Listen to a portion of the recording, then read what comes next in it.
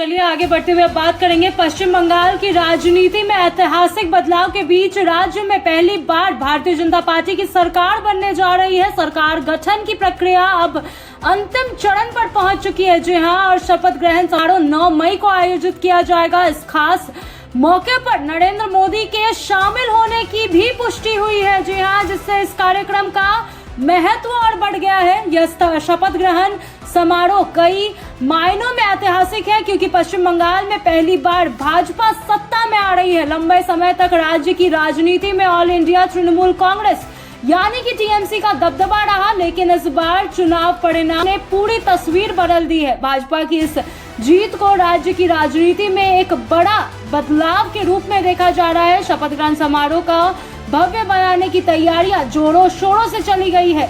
Party के वरिष्ठ नेताओं, विभिन्न राज्यों के मुख्यमंत्री और राष्ट्र स्तर के कई बड़े नेताओं के शामिल होने की भी संभावना है। सुरक्षा व्यवस्था भी कड़ी की जा रही है ताकि कार्यक्रम शांतिपूर्ण ढंग से संपन्न हो सके।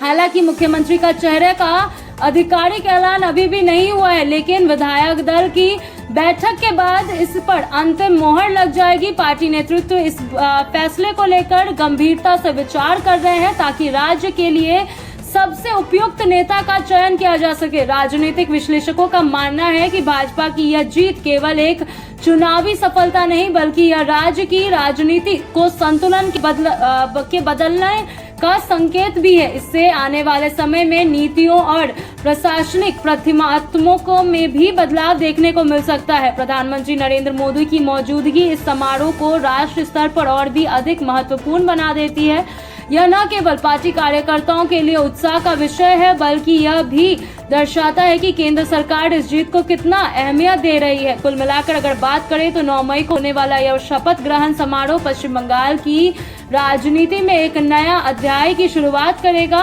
अब सभी की नजर इस बात पर टिकी हुई है कि नई सरकार किस तरह राज्य के विकास और प्रशासन में आगे आएगी।